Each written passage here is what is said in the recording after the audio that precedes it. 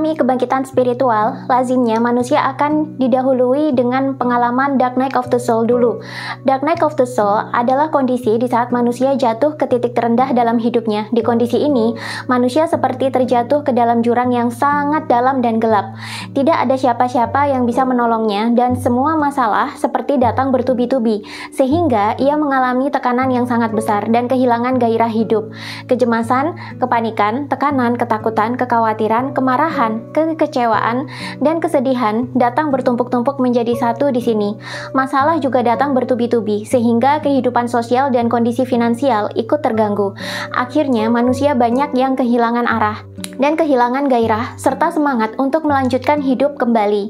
Kondisi ini sebenarnya sangat mirip dengan gejala depresi, dan dari kondisi ini tidak sedikit yang akhirnya menarik penyakit-penyakit medis betulan ke dalam diri.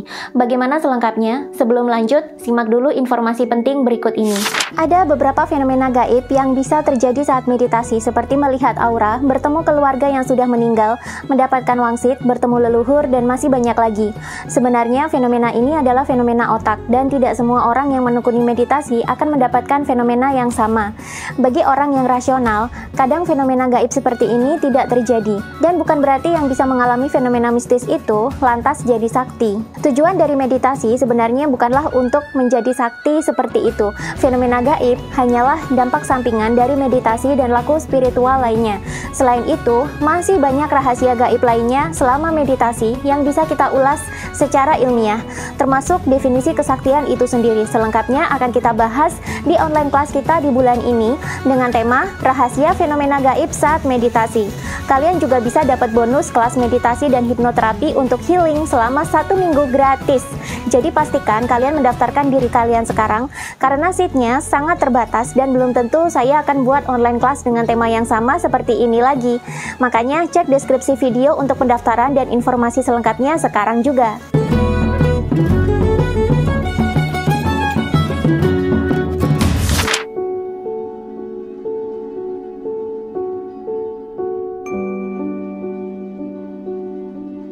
Ciri-ciri Dark Night of the Soul banyak sekali yang mirip dengan ciri-ciri depresi. Depresi secara medis artinya adalah kondisi di mana manusia mengalami gangguan mood atau mengalami kecemasan dan kekhawatiran berlebihan dan berkepanjangan, atau biasa kita sebut dengan stres. Akibat gangguan mood berkepanjangan ini, manusia jadi kehilangan gairah hidup, bahkan bisa jadi mengarah kepada eliminasi diri. Bisa dengan menarik diri dari lingkungan karena merasa tidak berguna atau tidak berdaya lagi, menyakiti diri sendiri atau self-harm, atau bahkan sampai keinginan mengakhiri hidup sendiri atau suicide. Bisa dikatakan ini adalah titik terendah dalam hidup manusia. Padahal sebenarnya ini bisa menjadi titik balik manusia jika manusia mampu melewatinya. Sebenarnya depresi ini bisa menjadi titik balik awal mula terjadinya kebangkitan spiritual atau spiritual awakening. Tapi jika depresi ini dibiarkan berlarut-larut juga tidak baik, karena bisa merusak diri sendiri, mengundang penyakit-penyakit medis berdatangan hingga menyebabkan kematian. Itulah kenapa orang yang tidak mampu melewati fase ini bisa membunuh dirinya sendiri. Sebenarnya apa sih yang terjadi pada tubuh saat depresi? Saat manusia mengalami depresi atau saat manusia mengalami Dark Night of the Soul, inilah yang terjadi pada manusia. Yang pertama, tubuh mulai merusak dirinya sendiri. Sistem imun menjadi lemah dan memancing banyak penyakit bermunculan. 2. Mekanisme fight or fly manusia aktif sepanjang hari. Ini adalah mekanisme bertahan hidup atau survival mode yang seharusnya hanya muncul ketika manusia menghadapi bahaya. Seharusnya ini hanya muncul ketika manusia menghadapi bahaya saja, seperti ketika kecelakaan, terkena bencana alam, atau diganggu oleh penjahat di jalan. Tapi pada orang yang depresi, mekanisme fight or fly ini berlangsung setiap hari, dan tentu saja manusia akan terus dibuat melawan hukum alamnya dan selalu berada dalam kondisi was-was sepanjang hari. 3. Karena berada dalam mode fight or fly, maka dalam kesehariannya manusia akan selalu diliputi oleh emosi-emosi negatif seperti stres, khawatir, cemas, marah, duka, sedih, iri, atau tidak mampu melepaskan. Manusia memang dibekali oleh emosi-emosi negatif, yang mana ini dalam banyak agama seringkali dikait-kaitkan dengan sifat-sifat setan atau karakter-karakter dari dimensi yang lebih rendah. Pada dasarnya, emosi-emosi negatif ini diciptakan oleh otak reptil manusia sendiri yang sesungguhnya berfungsi untuk mekanisme fight or flight atau pertahanan hidup atau survival mode. Manusia punya dan bisa menggunakannya, tapi sebenarnya kita bukanlah makhluk yang didesain untuk bertahan di mekanisme seperti ini sepanjang hari. Beda dengan reptil atau hewan buas lainnya. Emosi-emosi negatif ini muncul bersamaan dengan pelepasan hormon-hormon stres yang berguna untuk membangkitkan survival mode manusia. Sayangnya, kemunculan hormon stres ini cenderung menghambat imun dan sistem kreatif manusia bekerja. Itulah kenapa jika manusia berada dalam survival mode dalam waktu yang lama, ia pasti jadi gampang sakit dan sulit untuk berpikir rasional dan jadi tidak kreatif. 5. Kecerdasan otak mengalami penurunan karena otak reptil, yakni sumber survival mode, lebih banyak bekerja dibandingkan dengan neokorteks. Otak reptil manusia merupakan sumber penghasil emosi-emosi negatif yang sangat berguna untuk mekanisme pertahanan hidup. Sedangkan sumber kecerdasan, kebijaksanaan, dan kreativitas itu adanya di neokorteks alias bagian otak manusia yang tidak dimiliki oleh reptil dan mamalia. Celakanya, jika manusia berada dalam mode bertahan hidup, maka neokorteksnya cenderung sulit untuk berperan aktif karena kalah dengan kinerja otak reptil yang lebih duluan aktif. Itulah kenapa kalau manusia berada dalam depresi atau berada dalam mekanisme survival mode mereka, manusia jadi sulit sekali diajak bicara, cenderung tidak nyambung, dan sulit diajak berpikir rasional. Bahkan di tahap ini, pikiran-pikiran mistis atau supranatural cenderung lebih bisa diterima dibandingkan berpikir rasional. Itulah kenapa orang yang stres atau depresi banyak yang lari ke mistis. Mereka mudah sekali merasa dirinya diguna-guna, sedang ketiban kutukan, sedang diazab, dan masih banyak lagi. Karena memang di tahap ini manusia tidak bisa berpikir secara rasional, apalagi berpikir bijaksana. Pikiran rasional dan pikiran bijaksana itu sulit sekali terjadi kalau manusia masih berada dalam mode fight or fly. Nah, uniknya dalam riset yang dilakukan oleh Dr. David Hawkins dalam bukunya Healing and Recovery berikut ini, ditemukan bahwa orang yang terjerat kemiskinan juga berada dalam mode bertahan hidup atau survival mode. Mode seperti ini banyak sekali ditemukan dalam keseharian penduduk yang tinggal di negara berkembang. Itulah kenapa di negara berkembang, hal-hal mistis itu cenderung lebih mudah diterima oleh masyarakat ketimbang hal-hal yang sifatnya rasional. Sedangkan di negara-negara maju, di mana masyarakatnya ini cenderung sejahtera, mereka tidak lagi berada di mode bertahan hidup. Tapi mereka kesadarannya cenderung berada di level yang lebih tinggi, yang mana kalau dalam skala kesadaran Hawkins ini, mereka biasanya berada di level power dan berada di ranah reason dan integrity. Di level ini, otak manusia sudah bisa berpikir lebih rasional dan mereka cenderung tidak lagi mempercayai hal-hal mistis.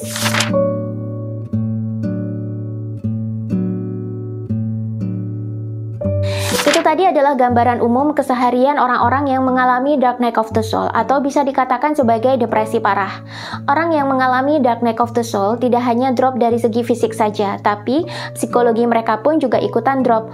Apa yang terjadi pada psikologi manusia saat depresi atau dark night of the soul? Setidak-tidaknya dalam keseharian, beginilah ciri-ciri psikologi orang yang mengalami dark night of the soul. Jika Anda mengalami kondisi psikologi seperti yang saya sebutkan ini, bisa jadi Anda mengalami yang namanya dark night of the soul. Ciri-cirinya apa saja? Yang pertama, manusia mengalami gangguan mood dan kehilangan gairah untuk hidup. Di sini, secara tampilan luar, memang orang yang sedang dalam dark night of the soul ini akan tampak seperti orang yang sangat malas. Dia seperti malas bergerak. Sehari-harinya itu hanya tiduran di rumah, rebahan saja, dan seperti tidak mau beraktivitas apa-apa, apalagi bertemu dengan orang. Ini karena dia sudah kehilangan gairah untuk hidup, sehingga ia seperti tidak punya semangat apa-apa lagi. Yang kedua, diajak bicara itu mulai tidak nyambung atau susah. Ini karena otak manusia terus-menerus mengeluarkan kalimat-kalimat yang bertujuan untuk pertahanan hidup atau survival mode, yang sebenarnya topiknya itu-itu saja. Itulah kenapa orang depresi jika diajak bicara itu susah. Sekalinya bicara, ia hanya mengulang-ulang topik yang sama, yang menjadi penyebab dia depresi. Orang yang mendengarkannya bisa bosan, bahkan meninggalkannya. Terkadang orang depresi juga dianggap gila, karena terus mengulang-ulang topik yang sama, dan tidak nyambung diajak bicara topik yang lain. 3. Jadi tidak produktif. Pada orang yang sedang mengalami dark night of the soul atau depresi parah, yang ia pikirkan sehari-hari baik secara sadar maupun bawah sadar hanyalah bagaimana caranya mempertahankan hidupnya dari siksaan dunia ini, sehingga tubuhnya pun merespon dengan memberikan efek malas dan kehilangan semangat, sehingga ia akhirnya malas mengerjakan apapun. Akibatnya ia jadi tidak produktif. 4. Pekerjaan terganggu, finansial terdampak, dan kehidupan sosial juga ikut mengalami gangguan.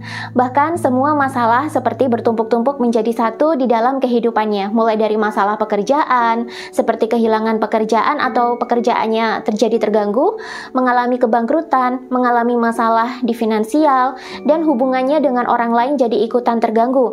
Entah orang jadi tidak nyaman berteman dengan dia, atau dia jadi berkonflik dengan orang-orang yang ada di sekitarnya, atau dia melepaskan diri dari orang-orang yang ada di sekitarnya. Dia melepaskan diri dari lingkungan pertemanannya, dia melepaskan diri dari lingkungan keluarga, atau bahkan dia juga bisa memutuskan hubungan silaturahmi. 5. Manusia merasa hidup seperti di dalam neraka.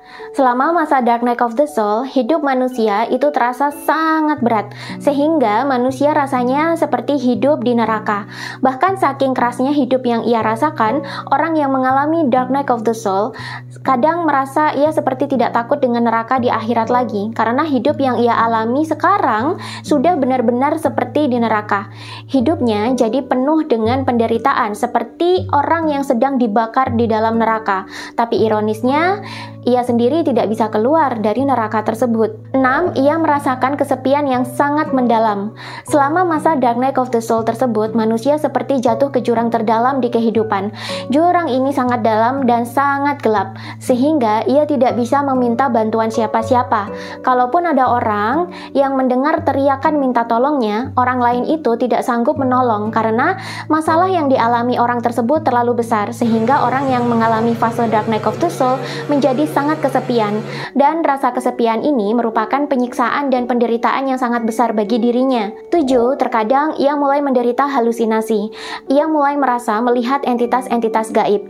Ia mulai merasa ada suara-suara asing yang memanggil dan mempengaruhinya. Ia juga merasakan seperti ada pergerakan atau sentuhan-sentuhan tak kasat mata yang menghampirinya.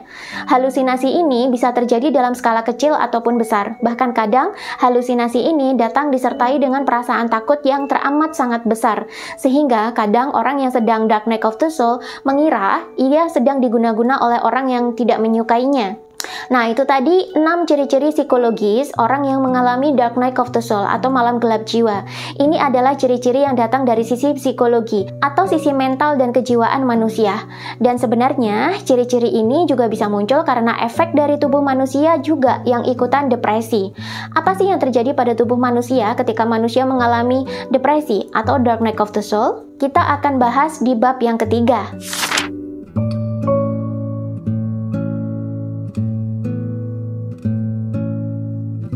Saat manusia mengalami dark night of the soul, sebenarnya tubuh manusia juga bereaksi. Ketika manusia mengalami depresi, maka sistem syaraf dan bagian-bagian otak tertentu itu akan langsung bereaksi membentuk mekanisme pertahanan hidup atau survival mode. Ini adalah mekanisme yang langsung disiapkan tubuh yang berguna untuk melindungi manusia dari bahaya dan untuk mempertahankan kehidupan di saat-saat sulit. Saat manusia dilanda depresi atau mengalami dark night of the soul, maka otak reptil dan sistem syaraf simpatik manusia langsung bekerja dengan sangat aktif dan mendominasi kehidupan sehari-hari. Ini adalah sistem syaraf yang berfungsi untuk menyiapkan tubuh manusia untuk pertahanan hidup atau survival mode. Ketika sistem syaraf simpatik ini aktif, ia akan menegangkan semua otot di tubuh dan memicu jantung untuk bekerja semakin keras. Fungsinya supaya seluruh tubuh mendapatkan pasokan darah yang cukup, yang tentu saja darah ini berisi oksigen dan saripati makanan sebagai sumber energi, sehingga manusia bisa melakukan mekanisme fight or fly secara cepat. Otak manusia juga bekerja dengan sangat berat di fase ini. Gelombang otak manusia meningkat drastis ke beta tingkat tinggi atau bahkan gamma. Normalnya saat manusia terbangun, kondisi otaknya itu adalah di beta. Ini adalah kondisi otak yang normal digunakan manusia untuk beraktivitas, berpikir, dan mengambil keputusan. Ketika manusia depresi, gelombang otak akan langsung naik ke beta tingkat tinggi atau bahkan ke gamma, sehingga memunculkan reaksi pertahanan hidup yang identik dengan emosi-emosi emosi negatif seperti cemas, khawatir, marah, benci, kecewa, sedih, terluka, berduka, melekat, dan masih banyak lagi. Berada di gelombang otak beta tingkat tinggi atau gelombang otak gamma itu hanya baik jika terjadi sesekali saja. Tapi jika ini terjadi selama berhari-hari, bahkan berminggu-minggu atau berbulan-bulan, ini sangat tidak baik bagi kesehatan manusia. Gelombang otak ini membuat sistem imun sulit untuk bekerja optimal karena semua dikondisikan untuk membuat tubuh siap mengeksekusi mekanisme pertahanan hidup yang sifatnya darurat. Akibatnya, manusia membutuhkan banyak sekali energi karena organ-organ tubuh bekerja dengan lebih keras. Otot menjadi lebih tegang. Demikian juga dengan sel saraf. Jantung berdetak lebih kencang karena harus mengalirkan darah yang lebih banyak sebagai persiapan fight or fly. Pupil mata juga membesar karena semua otot dan saraf menjadi tegang, sehingga mata harus mengumpulkan cahaya lebih banyak untuk persiapan fight or fly. Metabolisme tubuh yang berfungsi untuk regenerasi sel, pertumbuhan sel, pencernaan, dan kesehatan tubuh ditekan untuk sementara waktu, karena semua sistem metabolisme diutamakan untuk mempersiapkan mekanisme fight or fly ini. Manusia memerlukan energi lebih banyak, tapi ironisnya sumber energi di dalam tubuh semakin sedikit. Jika pasokan energi di dalam tubuh berkurang, maka manusia akan menyerap energi dari sekitarnya, terutama dari sesama manusia. Sayangnya, ketika manusia berada dalam mode bertahan hidup, ia hanya memiliki pasokan energi yang sangat sedikit dari dalam dirinya, sedangkan dia sendiri membutuhkan energi yang sangat besar dan melelahkan, sehingga mau tidak mau dia harus menghisap energi dari orang lain yang level energinya lebih tinggi daripada dia. Itulah kenapa manusia yang depresi itu sering menangis, mengeluh, meracau, bahkan berteriak, atau melakukan tindakan-tindakan reaktif dan emosional lainnya. Selain berguna untuk melepaskan rasa sakit dan rasa tidak nyaman di dalam diri mereka, aktivitas ini juga bertujuan untuk menarik simpati orang lain, sehingga mereka bisa mendapatkan pasokan energi dari emosi-emosi positif orang lain. Karenanya, mereka juga dikatakan sebagai vampir energi atau penghisap energi orang lain. Berada dalam fase dark night of the soul itu sangat melelahkan dan menyakitkan. Jika manusia berada terlalu lama di fase ini, level energinya ini bisa terus-menerus turun, bahkan bisa jadi mengarah ke tindakan menyakiti diri sendiri atau bahkan mengeliminasi dirinya dari kehidupan. Itulah kenapa orang yang tidak kuat menjalani fase ini dan tidak bisa keluar dari keadaan ini bisa berujung kepada mengakhiri hidupnya sendiri. Lalu bagaimana kunci supaya manusia bisa segera keluar dari fase ini? Kita akan lanjut bahas di bab 4.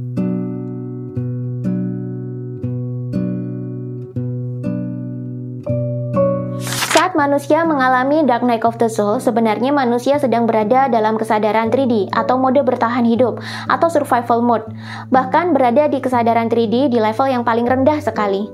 Dalam skala kesadaran Hawkins, manusia yang mengalami depresi atau dark night of the soul ini berada pada level kesadaran 3D yang paling rendah. Dalam tabel skala kesadaran Hawkins ini, ciri-ciri orang yang sedang depresi sangat mirip dengan ciri-ciri level kesadaran manusia yang paling rendah, yakni shame atau malu.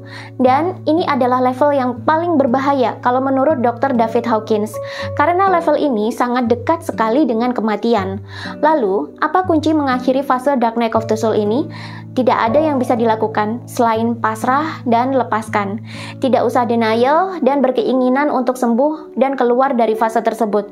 Cukup jadi pasrah dan lepaskan saja. Lalu ketika manusia pasrah dan melepaskan, apa sih yang akan terjadi? Kira-kira inilah yang akan terjadi pada tubuh manusia ketika manusia mulai pasrah dan melepaskan. Dan perubahan di tubuh ini terjadi sangat berkebalikan, sehingga kadang manusia merasakan ini sebagai sebuah keajaiban atau mukjizat. Inilah yang akan langsung terjadi pada tubuh ketika manusia mau pasrah dan melepaskan atau letting go. Yang pertama, gelombang otak yang semula bekerja dengan frekuensi yang sangat tinggi, yakni di gamma atau di beta tingkat tinggi, seperti saat manusia mengalami depresi, kini berangsur-angsur menjadi tenang atau turun ke gelombang alfa. 2. Otak manusia berhenti berpikir, berhenti menganalisa, dan berhenti menghakimi, sehingga ia juga berhenti untuk cemas dan khawatir. 3. Sel saraf yang semula tegang kini menjadi lebih rileks. Demikian juga dengan otot. 4. Tubuh yang semula tegang kini menjadi rileks, tenang, dan nyaman. 5. Ketika gelombang otak turun dan tubuh mengalami relaksasi, maka emosi-emosi negatif pun hilang dengan sendirinya. 6. Kesadaran manusia bertransformasi secara drastis menuju ke tingkat kesadaran yang lebih tinggi, yakni penyembuhan secara mental, jiwa, dan fisik, atau disebut juga dengan kesadaran 4D. 7. Solusi-solusi atas setiap permasalahan hidup secara ajaib bermunculan sendiri. 8. Karena tubuh menjadi lebih tenang dan rileks, maka sel imun memiliki ruang dan waktu yang cukup untuk beredar ke seluruh tubuh dan membunuh sel-sel yang rusak atau berpenyakit. Inilah kenapa sebabnya orang bisa cepat sembuh setelah mereka bisa pasrah dan letting go. 9. Jantung kembali berdetak secara koheren atau berdetak secara teratur sesuai dengan hukum alamnya, sehingga pasokan darah, oksigen, dan nutrisari makanan ke seluruh tubuh bisa tercukupi dengan baik dan manusia mengalami peningkatan energi dari dalam tubuh. 10. Sistem saraf parasimpatik mulai bekerja dan menimbulkan efek rileks dan tenang yang mendamaikan dan nyaman. 11. Otak kanan manusia mulai aktif sehingga ide-ide banyak bermunculan. Dari sinilah manusia menemukan jalan-jalan penyembuhan dan solusi atas segala permasalahan mereka sendiri, sehingga mereka bisa melanjutkan hidup dan meraih kehidupan yang lebih baik lagi. Saat manusia pasrah dan melepaskan, maka sistem saraf parasimpatik akan langsung bekerja menggantikan sistem saraf simpatik untuk merelaksasikan otot-otot dan saraf yang tadinya tegang. Sistem saraf parasimpatik adalah sistem saraf yang berfungsi untuk menurunkan detak jantung dan melemaskan otot-otot tubuh, sehingga manusia bisa merasakan relaksasi dan bisa menghemat energi sangat banyak. Saat manusia rileks, maka otomatis kinerja otak menjadi lebih tenang. Otak kiri dan otak reptil manusia bisa beristirahat. Otak kanan mulai mengalami perkembangan aktivitas. Namun, manusia menjadi sangat rileks dan nyaman, sehingga pikiran-pikiran kreatif dan solutif manusia bisa hadir kembali dengan sendirinya.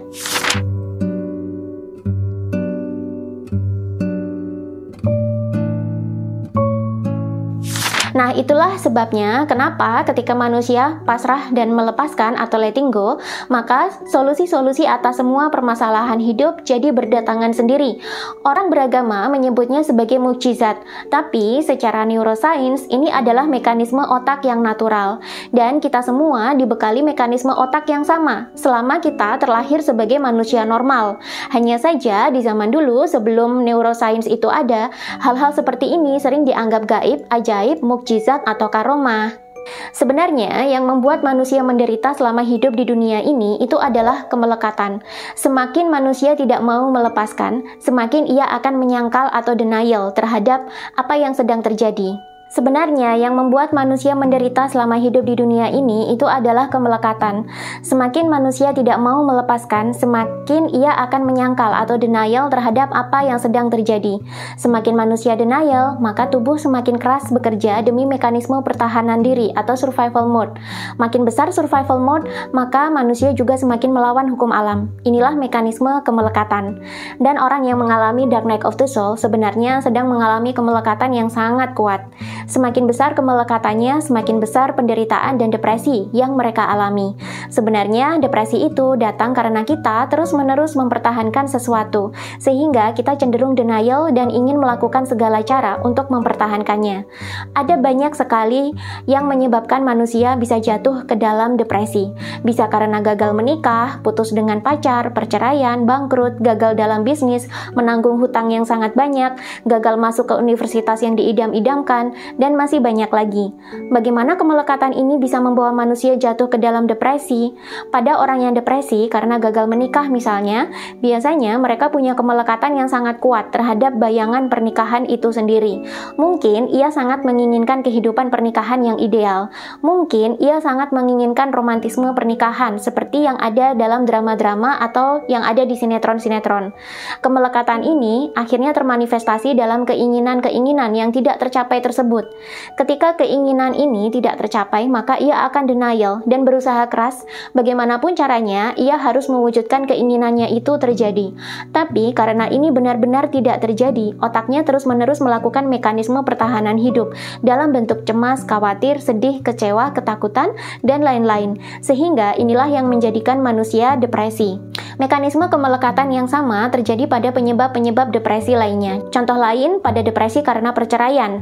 Bisa jadi Jadi, pasien depresi sebelumnya sangat menginginkan keluarga ideal yang komplit dan harmoni itu bisa terwujud dalam kehidupannya. Karena itu tidak terjadi, maka ia denial karena keinginannya itu adalah wujud dari kemelekatannya itu tadi. Jika pasien depresi ini tidak bisa memasrahkan diri dan melepaskan apa yang menjadi kemelekatannya atau apa yang menjadi keinginannya tersebut, maka otaknya akan terus-menerus memposisikan diri dalam mekanisme bertahan hidup. Dan jika ia tidak berhasil mempertahankan kemelekatannya, ia akan depresi. Karena itu, sangat masuk akal sekali kata-kata orang bijak yang sering berseliweran di beranda kita. Jangan memikirkan hal yang tidak bisa kita kontrol. Fokus saja pada apa yang bisa kita kontrol. Yang tidak bisa kita kontrol sebaiknya dilepaskan. Mengapa kita harus memiliki skill untuk melepaskan atau letting go? Karena hal-hal yang tidak bisa dikontrol inilah yang sebenarnya dicemaskan dan dikhawatirkan oleh manusia. Makin cemas, makin khawatir, maka semakin ia melekat kepada hal tersebut. Semakin besar kemelekatan manusia terhadap suatu hal, maka sebenarnya ia menderita semakin dalam. Semakin dalam penderitaan yang ia alami, sebenarnya ia sedang memperkuat neraka untuk kehidupannya sendiri.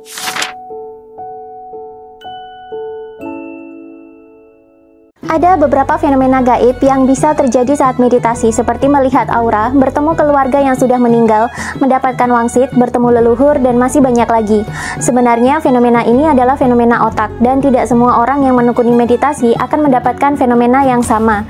Bagi orang yang rasional, kadang fenomena gaib seperti ini tidak terjadi, dan bukan berarti yang bisa mengalami fenomena mistis itu lantas jadi sakti. Tujuan dari meditasi sebenarnya bukanlah untuk menjadi sakti seperti itu. Fenomena gaib hanyalah dampak sampingan dari meditasi dan laku spiritual lainnya. Selain itu, masih banyak rahasia gaib lainnya selama meditasi yang bisa kita ulas secara ilmiah, termasuk definisi kesaktian itu sendiri. Selengkapnya akan kita bahas di online kelas kita di bulan ini dengan tema rahasia fenomena gaib saat meditasi. Kalian juga bisa dapat bonus kelas meditasi dan hipnoterapi untuk healing selama 1 minggu gratis.